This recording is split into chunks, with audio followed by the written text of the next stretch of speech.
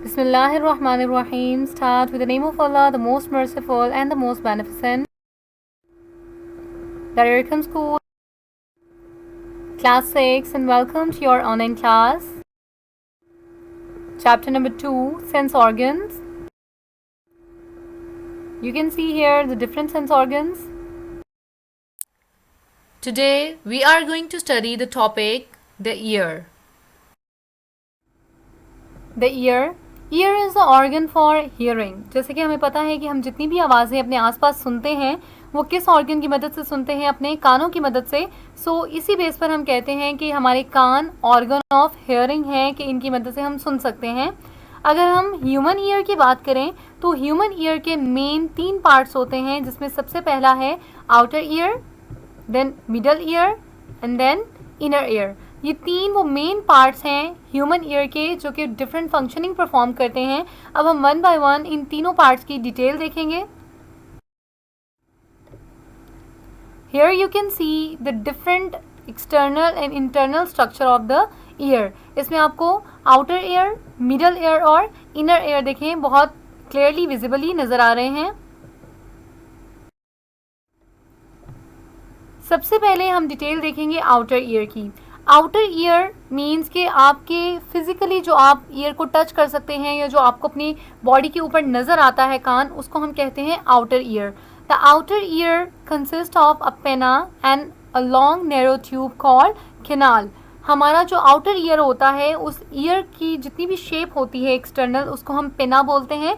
और पेना आगे की तरफ जो है एक लॉन्ग नैरो ट्यूब के साथ कनेक्टेड होता है, जिसको हम कैनाल बोलते हैं. द पेना collect sound waves from the air. पेना का काम क्या होता है कि हमारे आसपास सराउंडिंग में जितनी भी एयर की वेव्स होती हैं, हवा की वेव्स होती हैं, क्योंकि आपको पता है साउंड वेव्स भी एयर वेव्स के साथ ही ट्रैवल करती हुई आएंगी, और इन वेव्स को कलेक्ट करना और आगे लॉन्ग ट्यूब के थ्रू इंटरनल ईयर की तरफ भेजना, ये किसका काम है? आउटर ईयर में पेना का काम है.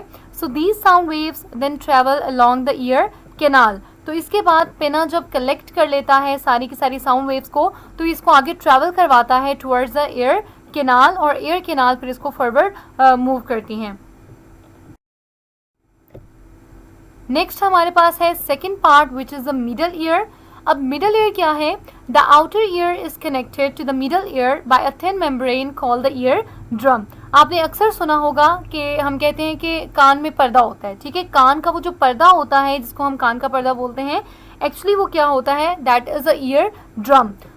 अब आउटर ईयर जो हमने अभी पढ़ा वो आगे लॉन्ग ट्यूब की जो है मदद से कनेक्टेड होता है विद द मिडल ईयर, और मिडल ईयर के साथ जाकर जिस जगह पर वो कनेक्ट करता है, उन दोनों की कनेक्शन के दरमियान में एक बहुत ही बारीक सी लेयर होती है, एक थिन मेम्ब्रेन होती है, जिसको हम ईयर ड्रम कहते हैं.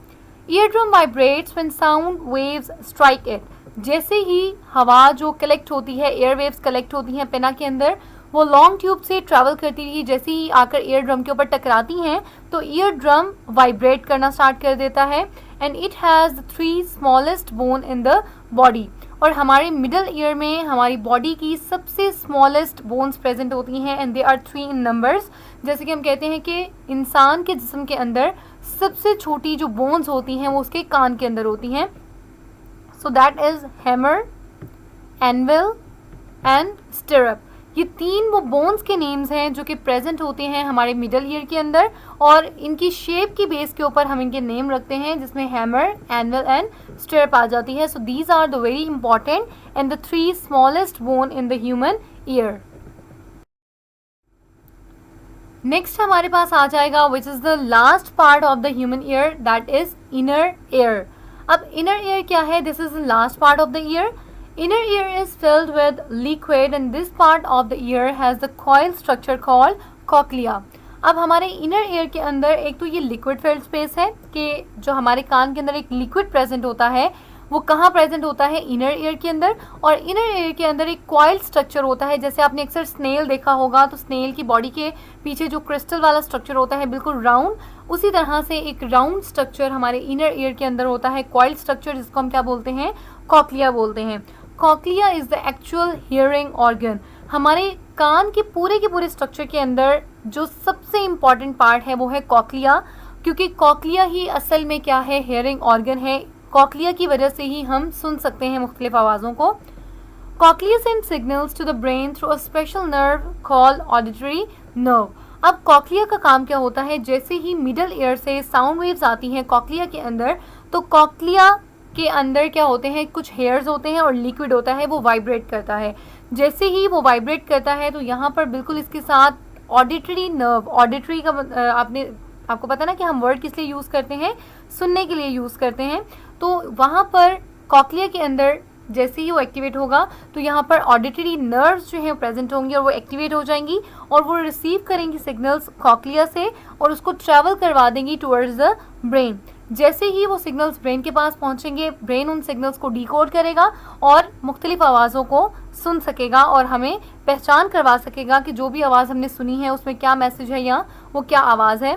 तो ऑडिटरी नर्व इम्पॉर्टेंट है मैसेज को ट्रैवल करवाने में from inner ear of the part cochlea towards the brain. So ये हमारे पास 3 मेन पार्ट्स हमने पढ़े, that is the outer ear, middle ear and inner ear. और हर एक पार्ट का एक स्पेसिफिक फंक्शन है और हर एक पार्ट के अंदर कुछ ऐसे स्पेसिफिक ऑर्गन्स हैं जो कि एक स्पेसिफिक फंक्शन परफॉर्म करने में हेल्प करते हैं ताकि पूरी की पूरी जो ईयर की फंक्शनिंग है वो कंप्लीट हो सके।